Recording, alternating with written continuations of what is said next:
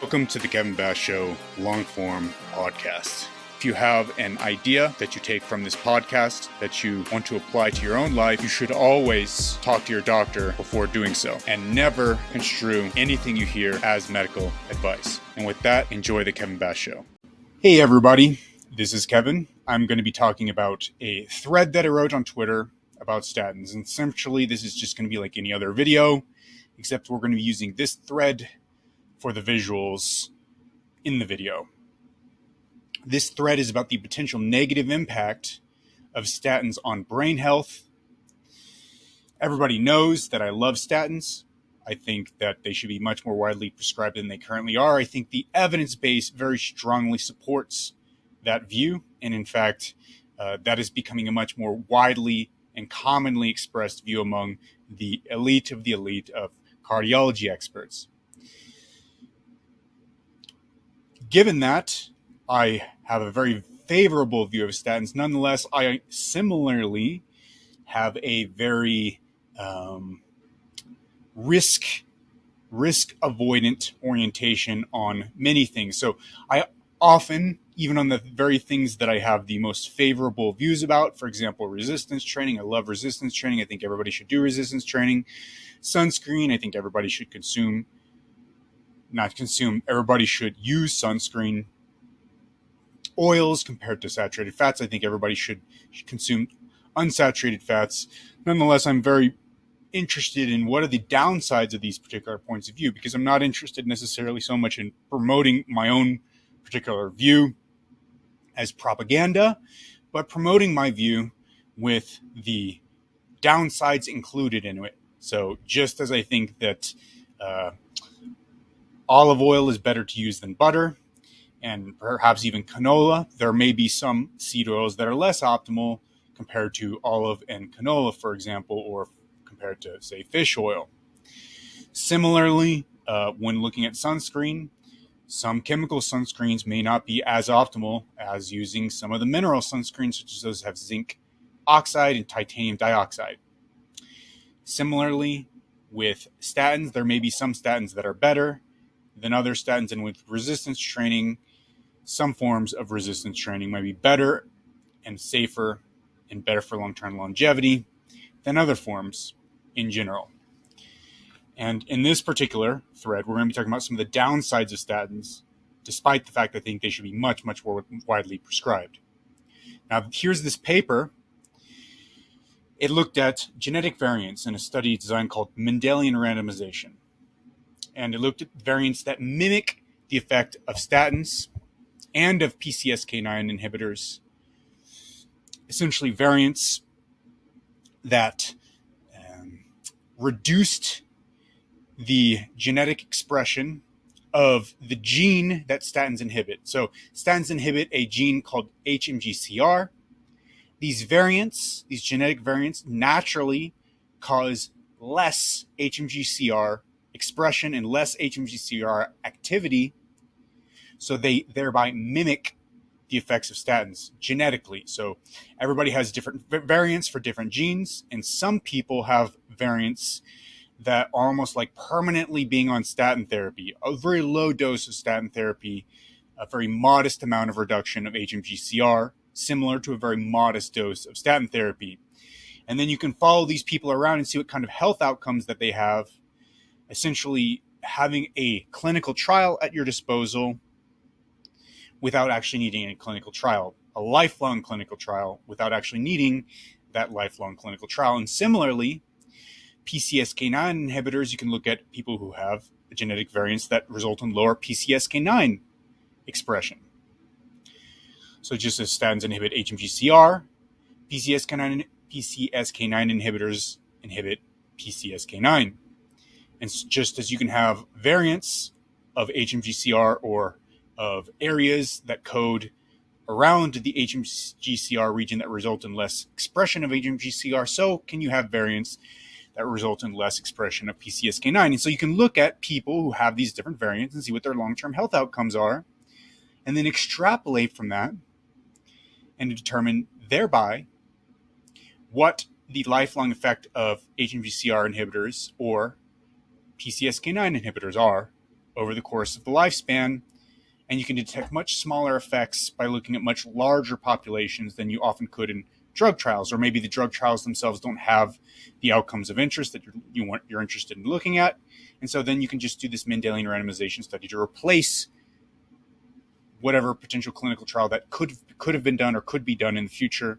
You can just replace that by doing a genetic study, a Mendelian randomization study, looking at these variants instead. It's a really powerful study design. And so what they found in this study was that with the people with the statin variants had worse cognition and lower cortical brain area than people without those variants. So if you had lower expression of HMGCR, similar to being on a statin for your entire life, you had worse cognition and reduced cortical brain area as a result, suggesting that that statins may cause these effects too. Okay, but they just haven't been detected yet in the studies for the reasons I've talked about. The interesting thing is they found nothing of the sort with PCSK9 inhibitors. They only found it with HMGCR, with HMGCR inhibitors, with statins. So this suggests that statins may negatively impact the brain. Now, there are some caveats here. We're going to talk about those in a moment, but first, we're going to really go deep, diving into explaining this study. So, as I wrote in the thread, this is interesting because we would expect that cholesterol-lowering medications should improve brain health by reducing cerebrovascular disease, basically disease of the blood vessels in the brain, and thus brain ischemia. So, reducing the low oxygenation of the brain. So, if you reduce cerebrovascular disease, then you have less ischemia, then you have more oxygen. And if you have more cerebrovascular disease, which is very common as you get older, you have less oxygen to the brain, ischemia, and this results in reduced brain area, reduced neurons, reduced brain size. So if you reduce cerebrovascular disease, you reduce ischemia, then you have a slower decline in cognition over time and less progression to dementia. And you also have fewer strokes because you have less cerebrovascular disease. You have less chance of some blood clots forming within the brain, which is what a stroke is, and you have less chance of having a stroke. So this is interesting. This is the position of Joanne Manson at Harvard, a researcher at Harvard, very well-known researcher and very widely respected. She says, while you would expect statin use would reduce the risk of cognitive decline and dementia because statins lower cardiovascular risks and risk of stroke, it hasn't been clearly shown to be the case that statins reduce the risk of cognitive decline and dementia. And she says it's surprising that there's not a clear reduction seen. If anything, some of these studies have raised concerns about cognitive risks. What this means is even though you're reducing cerebrovascular disease, the risk is not going down. That suggests there might be some other effect of statin besides the reduction of cerebrovascular disease that might be negative on the brain. So you have a positive effect from statins, and then maybe a negative effect as well at the same time. So statins may have two separate effects. And this is what I wrote. I said, this suggests that important benefits to cerebrovascular disease may be counterbalanced by other negative effects on the brain by statins through other mechanisms. So an important caveat to this study, the study that we're talking about here, is that these statin-mimicking variants are expressed everywhere in the body in people who have inherited them. But different statins have different degrees of selectivity for the liver versus other tissues such as the brain. So some statins actually don't enter the brain, or maybe enter the brain at about 1,000-fold. They have about 1,000-fold less impact on the brain compared to, say, the liver. So the effective dose of statins on the liver and on blood cholesterol is going to be so far away from anything that's going to have any meaningful impact on the brain for some statins. And some statins have an equal impact on the brain and on the liver. And we'll talk about this in a moment. Statins that are selective for the liver are called hydrophilic, while those that are nonspecific and inhibit HMGCR in all tissues, including the brain, are called lipophilic because they can just readily cross the membranes, cell membranes, and they can go into the brain, they can go into the liver, and they go anywhere. Whereas the hydrophilic ones have to be transported into the liver.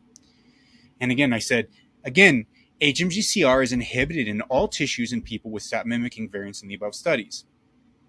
And I said, again, this is because lipophilic statins freely travel across cell membranes, while hydrophilic statins, the ones that don't go into the brain, need to be transported into liver cells using transporters, OATP1B1, OATP1B3, OATP2, B1, BCRP, and MRP2. Those are the transporters that transport statins in the liver.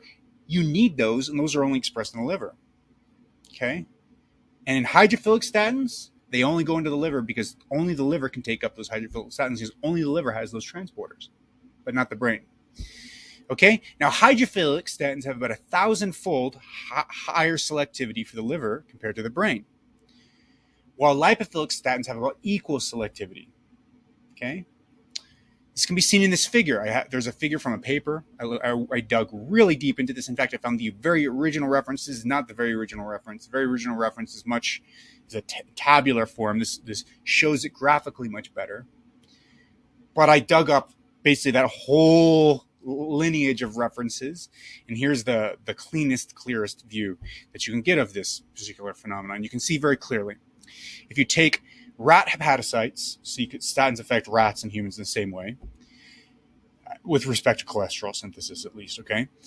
And cultured fibroblasts, right? And you look at rosuvastatin versus other statins, okay? You find very clearly that hepatocytes are inhibited to an EC50, a half of their normal activity of HMGCR, at 1,000-fold less concentration than the brain experiences its EC50, its 50% inhibition. That means that 1,000 times less concentration is required to inhibit the enzyme 50% versus in the liver versus the brain. Now, what that means is whenever you actually use these statins in patients, you'll get a clinical effect very clearly in the liver, but almost nothing or nothing, virtually nothing in the brain. And we could show this in other graphs. If you guys are really interested, I can make a whole nother video about how pharmacokinetics works and how the sigmoid curves look for the pharmaco. Well, this would be the pharmacodynamics here. But just rest assured, for rosuvastatin and pravastatin in this graph, there's almost no activity, no change in activity in the brain whenever you have a good amount in the liver that's going to lower your LDL cholesterol, or virtually zero. This is like effectively zero change in your HMGCR in the brain. Whereas with the cerebrovastatin and the simvastatin, commonly used statins, you have equal inhibition in both the brain and the liver. Okay? So that's very important, because that means that for these other statins, you're reducing cholesterol synthesis in the brain to an equal extent as you are in the liver. So whenever you're getting maximal efficacy of statins in the liver, you're also getting maximum efficacy in the brain in these two statins. Okay? And it's very different than what it is for pravastatin or rosuvastatin, as you can see, where it's very different. You can see the black dots versus the gray dots in pravastatin or rosuvastatin. They're very different parts of the on the vertical scale versus their cerebrovastatin and simvastatin, which are identical. That's because they're lipophilic statins. These lipophilic statins are distributed everywhere, have equal effect everywhere. Okay? Cool. Here, as I said, rosuvastatin and pravastatin, which are hydrophilic, inhibit HMGCR in hepatocytes by about 1,000-fold greater magnitude than those in fibroblasts, which should behave like brain cells with respect to HMGCR. Now, I say, interestingly, another recent study found that statin users with mild cognitive impairment using lipophilic statins had an increased risk of converting to dementia compared to non-users and users of hydrophilic statins. Okay? The same study found using FDG-PET, it's a kind of brain scan looking at glucose metabolism, okay, because the brain metabolizes glucose, so you want to see how much metabolism there's in different areas of the brain. Use FDG-PET to look at that. And if you see reduced metabolism of glucose, that's reduced activity in those areas of the brain, which suggests less function, right? Less activity, less function.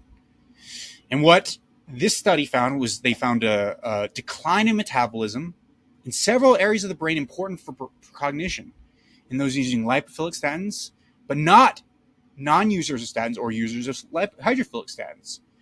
So it seems that lipophilic statins cause a reduction in FDG-PET activity, metabolism in the brain, as well as increased risk of converting to dementia. All right, for exactly the reasons that we're talking about here in this Mendelian randomization study. So while I say no strong gold standard evidence implicates lipophilic statins to harmful for brain health, given the wide availability of similarly priced alternatives, these findings might suggest that hydrophilic statins should be preferred to lipophilic statins whenever possible. The hydrophilic statins are pravastatin and rosuvastatin, while the lipophilic statins are fluvastatin, lovastatin, simvastatin, and atorvastatin and pitavastatin. And the trade names are for pravastatin and rosuvastatin, Pravachol and Crestor. And for the rest of the lipophilic statins are Lescol, Mevacor, Altoprev, Zocor, Lipitor, and Livalo. Those are the lipophilic statins.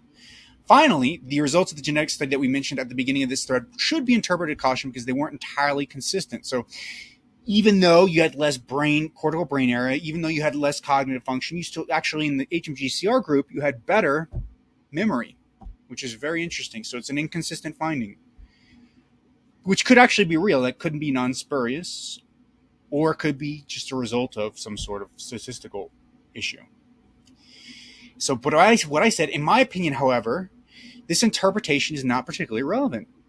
A plausible finding for potential harm exists. Viable alternatives exist. Therefore, it makes most sense to me to prefer these viable alternatives until we have clearer data. Thanks for reading. And of course, this is the same conclusion I came to about resistance training, about sunscreen. Until we have clearer data, you use whatever is most plausibly linked to better outcomes. It's like, why do you want to risk anything? It doesn't mean statins are bad. It doesn't mean sunscreen's bad. It doesn't mean resistance training bad. They're not bad. They're great. I love them. I use sunscreen, resistance training, and statins every day, except for statins. Recently, I had people who know I had pericarditis, viral pericarditis, and I want to learn more about statins before I go back on my statin. But I think these are all wonderful, wonderful medicines and interventions that we have. So it doesn't mean I'm against them. I'm just talking about within each of these classes, what's the safest way to do it? And that's what I'm fascinated and fixated on. I'm obsessed with this idea because we need to find the most safe and effective way of doing things. Okay, but there was a very interesting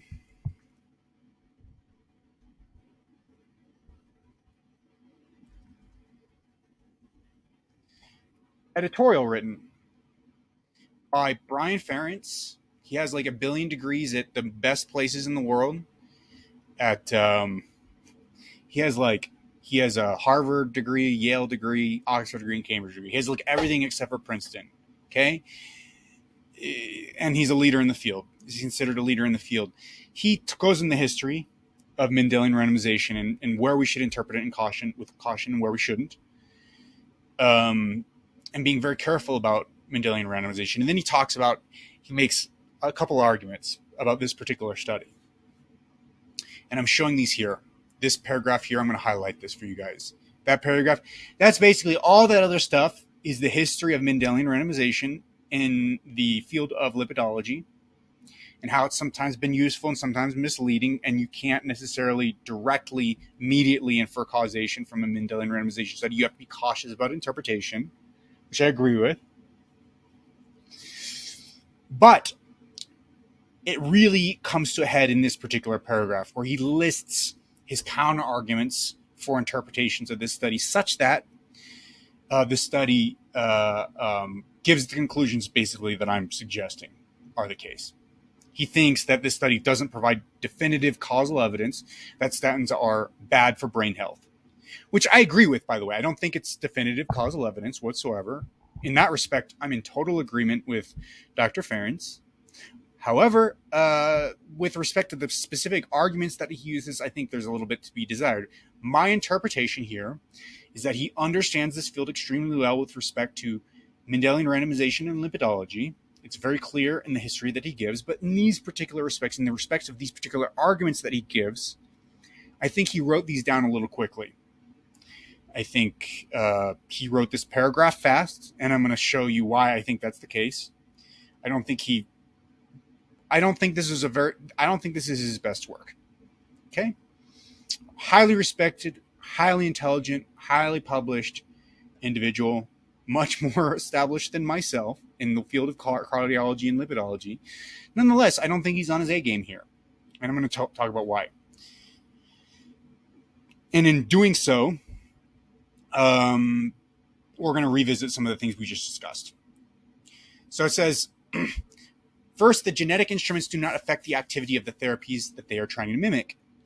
The PCSK9 monoclonal antibodies do not cross the blood-brain barrier, and only hydrophilic statins have even weak central activity. Okay, so his first objection is that the Mendelian randomization variants that were chosen don't reflect how the drugs actually work. And let's start with the PCSK9 monoclonal antibodies. So PCSK9 inhibitors are monoclonal antibodies. They're antibodies that bind to PCSK9 and cause its destruction. These PCSK9 inhibitors, they don't cross the blood-brain barrier. That's true, but here's the thing. It doesn't matter. For this particular study, this study showed that PCSK9 inhibitors don't affect cognition. The genetic variants that mimic PCSK9 inhibitors, they don't affect cognition negatively. So it's all right. It's fine. And he may have a point with respect to, maybe if they had a certain variant that only changed the expression in the liver, not the brain, you even see more of a benefit of PCSK9 inhibitors, but there's no negative effect of PCSK9 inhibitors on the brain here. There's no negative effect. So it doesn't really matter that they don't cross the blood-brain barrier, that the instrument used here was not exactly precise, because this study exonerated PCSK9 inhibitors, at least in this study sample. So it's pro PCSK9 inhibitor. Okay, so it's not anti. It's not like showing it's harmful. So I don't understand why it matters for PCSK9 inhibitors. And here's the part where I think he didn't carefully write this paragraph. He says, here's the part about statins. He says, only hydrophilic statins have even weak central activity. Whoa. Wait a second. Only hydrophilic statins have even weak central activity. I think he meant to write only lipophilic statins have central activity.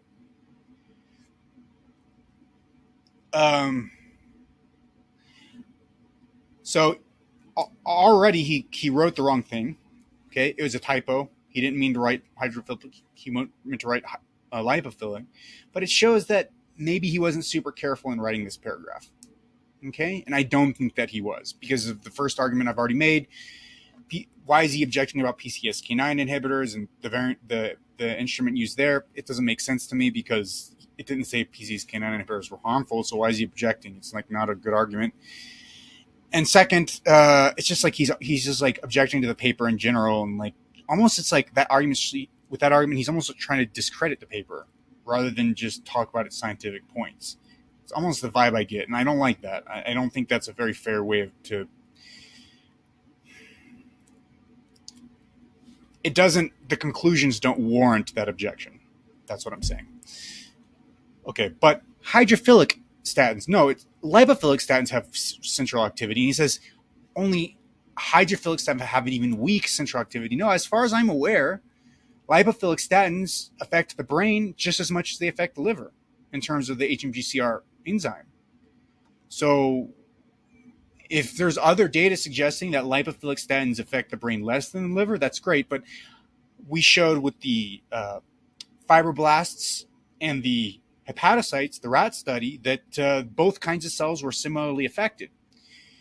Is there a reason that lipophilic statins don't cross the blood-brain barrier? I mean, and again, we're assuming he means lipostatins, and he just made it a typographical error. I don't actually know if he made a typographical error or what's going on exactly in this paragraph, but I'm assuming that's what he did. And so with that, I don't think it's a weak activity. I think it's an equal activity. And there's no citation to support this notion that lipophilic statins have a weak central activity. As far as I'm aware, again, they have an equal activity in the brain and in the liver. So, but I'm interested if anybody has any data showing otherwise, because the data that I've all looked at shows that it has a similar activity, both the brain and the liver. And he says, second, nervous system cells produce their own cholesterol to maintain membrane integrity. Well, this kind of doesn't really hit on the point, because if lipophilic statins have an activity in the brain, especially if they're equal to that in the liver, then that ability to maintain membrane integrity by synthesizing their own cholesterol in brain cells, nervous system cells, is compromised by lipophilic statins. That's the whole point. That's the whole point, actually. So this whole second argument that he makes is kind of weird to me. It's like, that's the whole point. The whole point is that they're unable to synthesize their own cholesterol. So I'm kind of confused about this paragraph, because it's like, already he made a typographical error. He has even weak central activity where I'm not sure where the data from that's coming from. There's no citation. If anybody has the citation there, I'd be very, very grateful. But then now he's saying that the nervous system cells produce their own cholesterol. They do, but then the question is what happens when you inhibit that cholesterol production using a lipophilic statin? In other words, what happens when you have a Mendelian randomization instrument that looks at variants that reduce HMGCR activity equally both in the brain and the liver, which is very similar to what lipophilic statins do, right? So I feel like these arguments are off. They're totally off. Think about it. Again, Dr. Ference is an incredibly accomplished person. He's accomplished way more scientifically than I have, for sure. But I think he's not on his A game here. I just don't see it. I don't see how this makes any sense. If anybody's a scientist in the community and wants to fill me in why what he says makes sense, please let me know. But I think he's not on point. He's not on his A game here. So he says, therefore, there is no clear biological plausible mechanism by which lowering peripheral cholesterol with a statin can cause cognitive impairment. Wait, I thought lipophilic statins are entering the brain, right? They're entering the brain. They have activity in the brain, and it's not hydrophilic statins, as he wrote. It's lipophilic statins, as we all know by looking at the data. They enter the brain, and they inhibit HMGCR. That's the whole benefit of hydrophilic statins, which only enter the liver by about a 1,000-fold selectivity. Okay? So there's no plausible mechanism. That's the plausible mechanism, man. I don't understand. Third, previous Mendelian randomization studies have reported that LDL cholesterol is not associated with dementia, Alzheimer's dementia, or vascular dementia. Again, that's weird. It's not associated with...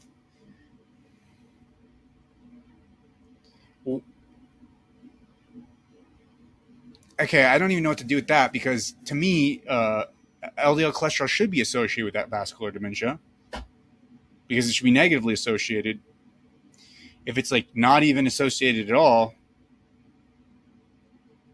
okay, and it's kind of besides the point. It's like, also, with respect to LDL cholesterol, well, so maybe LDL cholesterol is not associated with those things, but still, and that's because all the different things that determine LDL cholesterol are not necessarily PCSK9 and HMGCR, but a lot of other mechanisms that may have no effect on dementia whatsoever. So that ends up drowning out the effect of HMGCR unless you look at HMGCR by itself. So again, it's not really getting at what the study is doing. And so I'm missing why he's saying these things, because it doesn't make sense to me. I don't think he's being very thoughtful in this paragraph. I don't see it, because again, I'm going to explain this point again because it's important. HMGCR itself might have an effect on dementia and on cognitive impairment and cognition, right?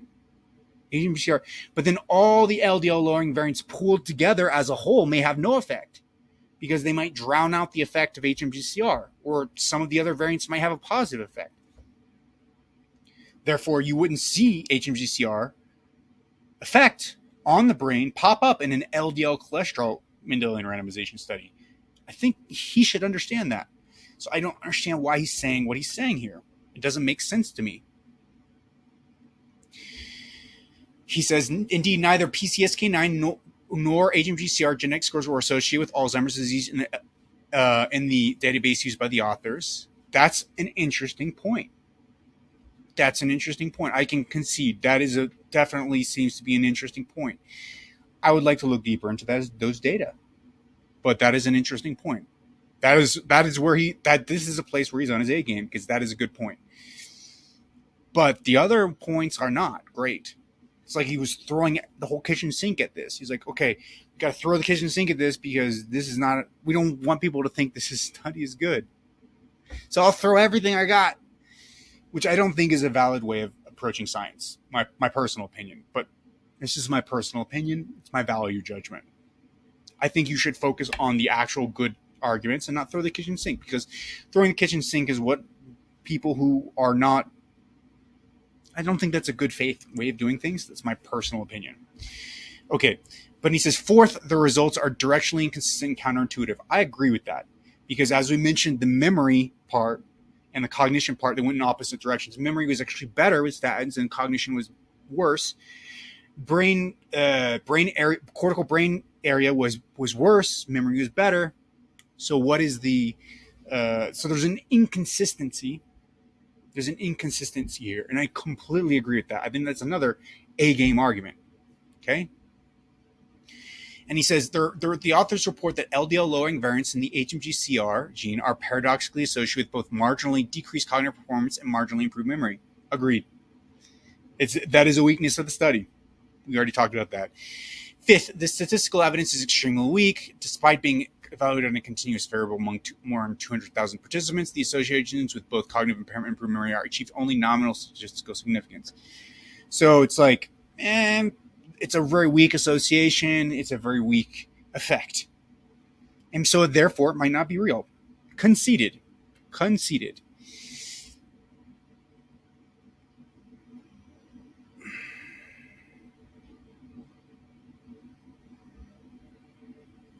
Then he writes, and I think this is why he wrote this paragraph. Then he writes, therefore, the cardiovascular medicine community should be reassured that this study does not provide compelling evidence that treatment with a statin can potentially cause cognitive impairment.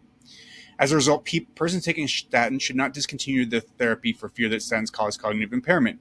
Instead, this study serves as an important example of why it is necessary to carefully, deliberately, and cautiously interpret the clinical implications of drug-target Mendelian randomization studies to avoid potentially causing harm to patients. So I think Dr. Ference didn't carefully think about the study, or at least I don't think he thought about it with the same care that I did. I think I came to the right conclusions about this study. I think he's fearful that this will cause people not to take their statins, which he might be right. And I think that would be a tragedy if people stop taking their statins. I think they shouldn't, especially people for whom it's clinically indicated. Like, those are the worst cases. They definitely need to take them. I think a much wider range of people should take statins, in addition to those who currently get prescribed them. I think like most of the population should be on a statin. I personally believe that. So I'm with him in being concerned about people stopping taking their statins. However, I think he just went a little bit too far. I think there's a potential signal here. We don't understand what it means yet. I think many of his counter arguments were totally off base. I think he's very fearful about this study causing negative repercussions, to the extent that I don't think he's being as fair as he might be with the study. But then again, he may be worried about what the media will do with it, so he's just trying to tamp that off. But here's my personal philosophy. And this is a personal philosophy I take this podcast each and every time we have this podcast. I try to do a good job with it. Sometimes I don't hit it exactly. But my personal philosophy is we should give people all the information, guide them with our interpretations of that information, and be completely transparent and honest. And that's what I try to do with listeners of this podcast. I try to make sure that you guys know, like, I'm trying to give you the full picture. And sometimes I might be a little bit polarized and like, okay, well, cold exposure, like, does these bad things, blah, blah, blah. But that's only because other people say positive things, so I'm assuming you've already heard the positive things, so I'm going to tell the negative side so that you have the full picture. So whenever I go into polarization mode, I'm assuming you already have the other side. Okay. And in the future, my goal is to make sure that you get everything from me, and you don't necessarily need the other side, so that you don't get a distorted view of the negative, the harm versus benefits from me. I don't want that to happen from me. Because if I'm trying to correct somebody else, I only give you one side of the story so that you don't have the full story if you never heard their side. And so then you get this skewed view of things that I don't want people to have. Okay? But I don't, but I think that's what he's doing here. I think he's trying to control the narrative when we should just be having a scientific discussion. So what are the ramifications here? Again, I think there's some sort of signal. We don't know what it means. It may not be a real signal, but we don't know. Therefore, use the alternative that doesn't have this problem, namely the hydrophilic statin. And so that's my interpretation, and I strongly believe that people should do that. I strongly believe that the hydrophilic statins are safe for the brain. I'm worried. The only reason I'm not on rosuvastatin, first off, I'm not clinically indicated to take it, so it's not something a normal doctor would prescribe to me. Okay, I'm not clinically indicated to take rosuvastatin. I'm taking it because I believe in like the longevity benefits of statin therapy, but I don't. Yeah, like that's the first thing I'll say. But the second thing, I'm not taking it right now because I had like a pericarditis scare, and I'm interested in my myocardium, my ejection fraction, all these other things that might be affected by statins. It's nothing to do with brain health. I think it's great for the brain. But yeah, so yeah, that's what I'm, doing my best here. So hope you guys enjoyed this, and be careful about what you read. I hope you enjoyed the podcast. Please check me out on patreon.com at Kevin and Bass, where you can donate and make this podcast possible.